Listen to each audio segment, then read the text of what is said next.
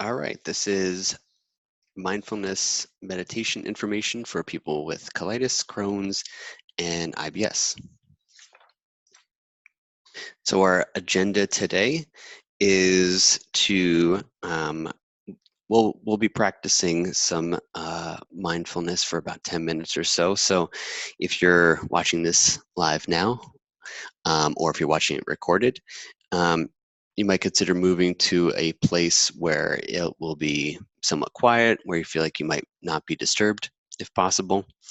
And also, if you're watching this live right now, or if you're watching this recorded, to consider closing any other tabs on your browser, to silence your phone, to not be multitasking during this. Um, so we're going to do a little bit of practice in a bit, about 10 minutes, like I just said, about mindfulness. It'll kind of just give us a taste or a sense of what mindfulness practice is like. Um, but like anything like diet or exercise, the real benefits come when there's consistent practice over time. You know, we don't necessarily get all the benefits the first time we drink bone broth or go use exercise, whatever it is. It's after it accumulates over time. So the same thing would be true with mindfulness. And so I'm happy to be a help in whatever step you're in, whether you're just wanting to check what's this mindfulness stuff all about, or if you're wanting to establish or deepen a daily practice. So let's talk a little bit about, so the agenda will be, let's go over some practical information about meditation that might save you some stress or energy ahead of time. We'll practice for a little bit, and then we'll end the recording and then connect as a community. So um, if we were to, let me just say this ahead of time, that mindfulness isn't a cure. It alone won't cause remission, probably. And it's better to consider it as an addition to your healing plan rather than a replacement for anything. So, with that said, we know that mindfulness meditation helps this process because busy minds lead to upset bellies. We know that this diagram right here kind of explains some of the best, most current thinking about how colitis or Crohn's, inflammatory bowel diseases, or more of a functional diagnosis like irritable bowel syndrome, how they work. Because it's not just the gut, it's the gut in connection with the brain, and it's the gut in connection with the microbiome. And this is a whole axis that's a two-way street. So our mental state, our mood, our stress affects our IBD, it affects our IBS. But there's not a lot of good information or guidance on how to work with the mind in this. So that's kind of the point of these videos and these offerings.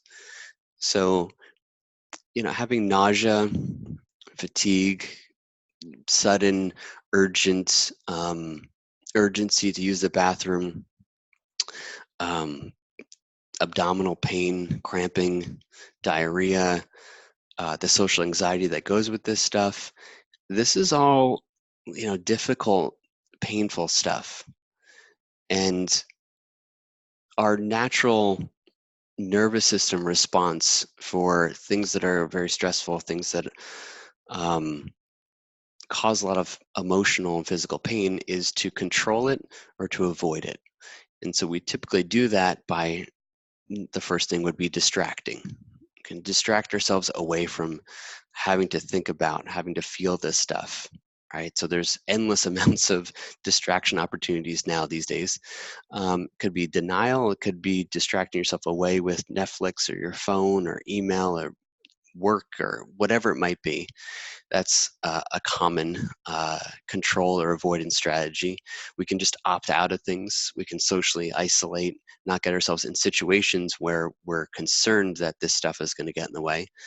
We can get stuck in our minds and kind of just really cycle through thoughts about focusing on what shouldn't be, or kind of focusing on what might happen or what's going to go wrong, and all that worry, and then getting stuck in our heads with that. And that's an attempt to control, or an attempt to avoid as well. And then lastly, there's a way of, just trying to use short-term emotional coping, like um, uh, emotional eating, or drinking, or pot, or caffeine, you name it. There's a lot of different substances we can use that help us kind of not have to deal with things or make it just feel better in the moment, again, to control or avoid. Um, and the real sticky thing here comes from the fact that those short-term strategies can often have a backfiring effect. At their best, it just covers things over without addressing anything.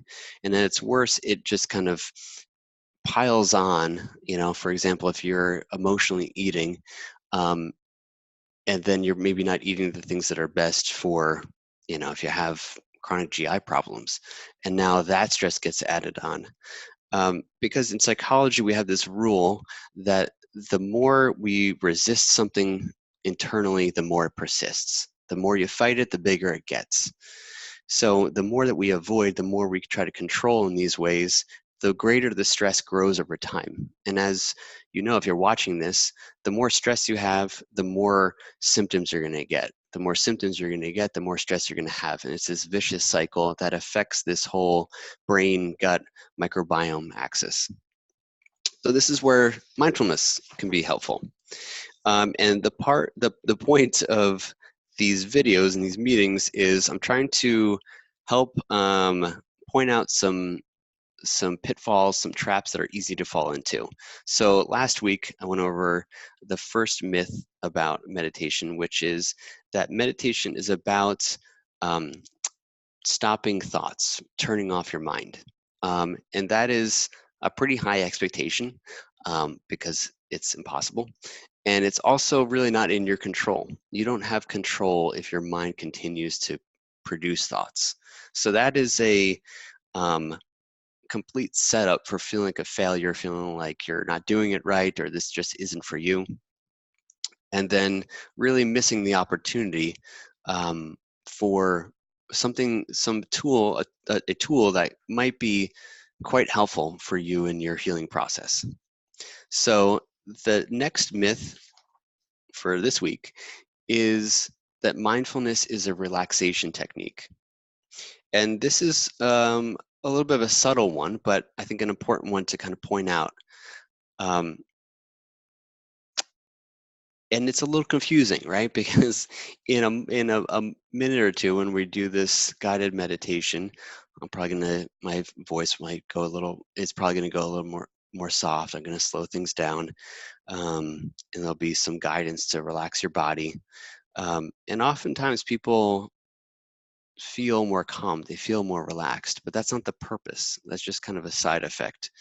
The purpose of this is much more deep, much more powerful than just relaxation. Relaxation, you might think of, is resting. It's kind of tuning out, it's turning off, it's becoming more passive. And that has, that's a useful thing, a useful tool. But that's not meditation. It's not mindfulness meditation, at least. Mindfulness is about relaxing open. It's about tuning in instead of tuning out. It's about a softness with your experience that's also alert. It's also engaged. So this might seem subtle. This might seem like I'm splitting hairs, but I'm just planting seeds. If it's not kind of landing for you, you don't have to worry about it. And of course, I'm here for questions at the end as well. But if we were to talk about what is mindfulness versus what it isn't, mindfulness isn't a good idea. It's not a philosophy. It's not even a technique. It's what naturally happens when you pay attention in a particular way. So I'm just going to say that last part again so we can kind of just really sit with that for a second. Mindfulness happens naturally when you pay attention in a particular way. And that particular way would be in the present moment and open to whatever's here, open to anything that's whatever's here. And whatever's here might be pleasant and it might be unpleasant. It might be relaxing or it might be stressful. Either way, we want to open to it equally. And when you pay attention like that, when you pay attention to what's happening inside of you, you engage in a process of learning. And when you engage in that process of learning, you can't help but grow. When you keep paying attention in the present moment with openness and growing, you can't help but start to have a different relationship with what's most stressful and what's most painful, whether that's physical or whether that's emotional. And that's kind of a big deal when it comes to IBD and IBS. There's a lot of scary stuff. There's a lot of things that are outside your control. And the invitation here is you don't have to believe me about anything, but if you take this invitation to start to pay attention in this way, you'll notice, or you can experiment to see if you notice, that your relationship to this stuff, that how you respond to it, really starts to change. So, a little way of saying this, one last thing here, is instead of thinking of mindfulness, mindfulness is not for feeling better. Instead, it's for getting better at feeling. When you're getting better at feeling what's going on inside, open to it, staying with this current, passing, present moment, you're building skills, you're learning, you're growing. So with that, let's just do a little bit of practice together. So the first thing here would just be to start with your posture. You can start by, if you're sitting, you can just scoot your back away from a cushion behind you or the back of a chair. Just see if you can sit upright and tall, holding up your own spine, not leaning too far back, not leaning too far forward. If you're laying down, just uncrossing your legs, uncrossing your arms, letting them just rest into the ground. We can just start by taking 3 intentional deep breaths together. So let's breathe in deeply here. A pause at the top, and then a slow, long, intentional deep breath out. And breathing in fully. A pause at the top, and then a slow, easy, deep, long out breath. And then one more of these on your own time.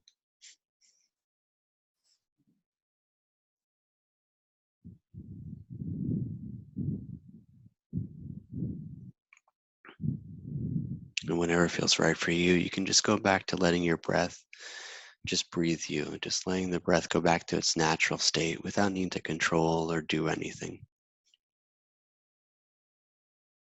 When we just slow things down like this, we have this opportunity to just pause. And in this pause, we can just notice that there's a lot more going on here than just thoughts.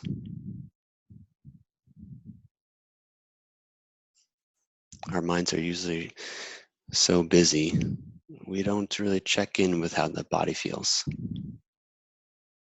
So with checking in right now, just noticing where the gripping or the tensing or pain or tightness is in this moment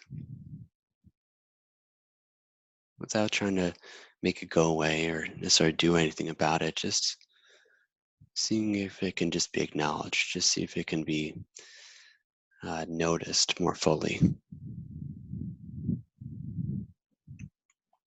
And if you'd like to, you can just soften things up. Soften up wherever that tightness, wherever that clenching might be.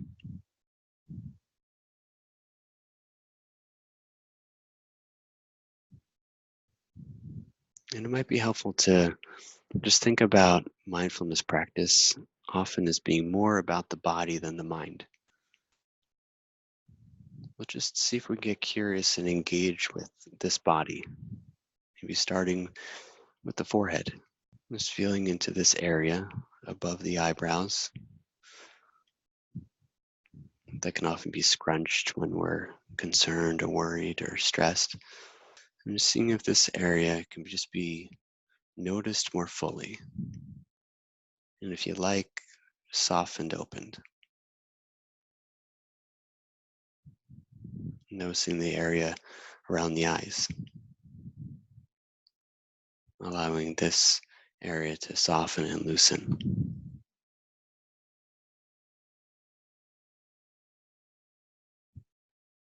And then the area around the mouth, all these muscles around the mouth and this jaw that gets used so much that holds a lot of tightness and tension for us. Seeing if this jaw can just relax loose, relax open.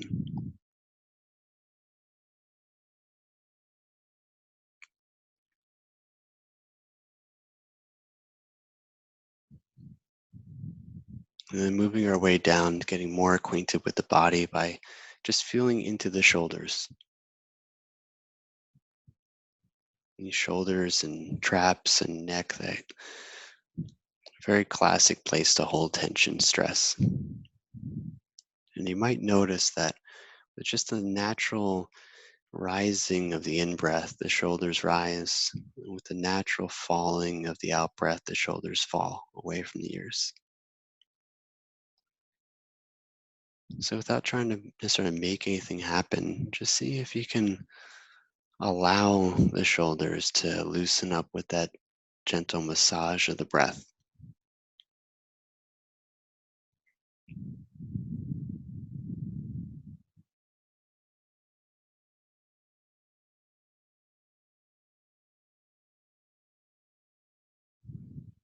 And then one last place, let's let the spotlight of our attention go all the way down to the belly.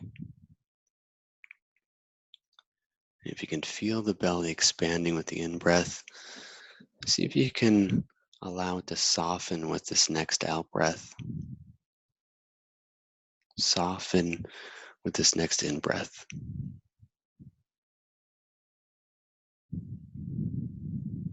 And if you have a hard time feeling the belly, you can just place a hand over it so you can really contact this expanding and contracting.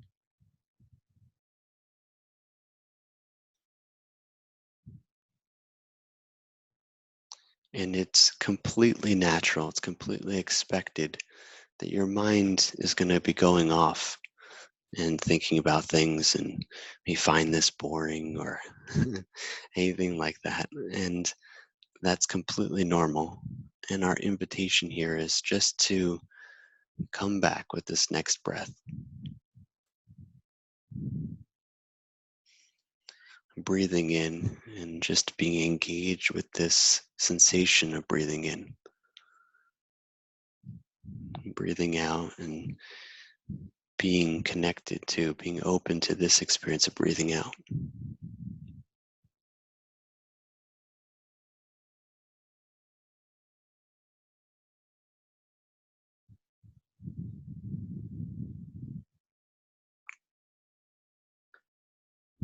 And the mind doesn't know how to just be, the mind only knows how to do. So let's just give the mind a task here of resting with the experience of breathing in and resting with the experience of breathing out. Just keeping that spotlight of attention coming back to this experience of the belly as it softens with the in breath and softens with the out breath.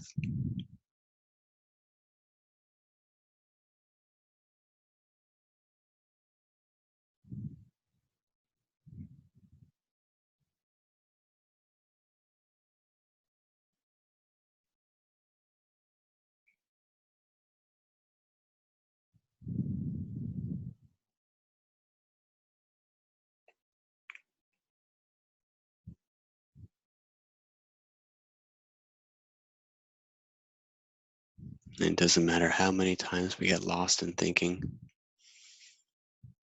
there's this steady rhythm of breath that's here to kind of bring us back home, invite us closer in than thoughts, right here to this moment.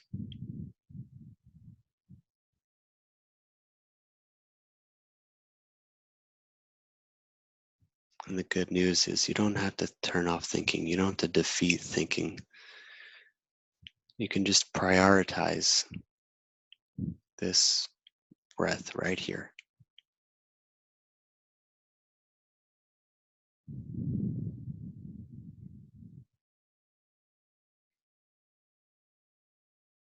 using your natural curiosity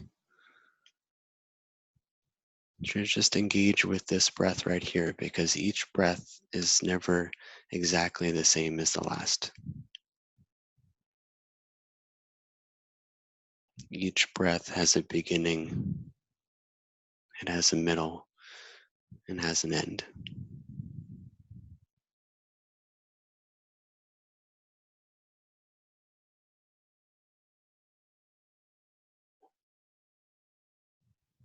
And let's let go of that intention to stay with the breath. And before we come back, just maybe noticing these sounds that are right here. No need to label good sounds or bad sounds. Just whatever's here to notice.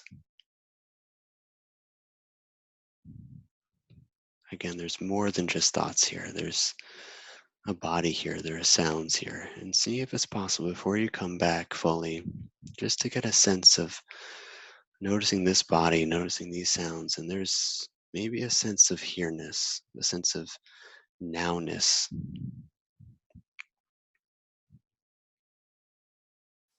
And then in your own time, just right, if you're gradually opening the eyes and just taking a little bit of a pause before you move on, just to notice what this experience is like right here.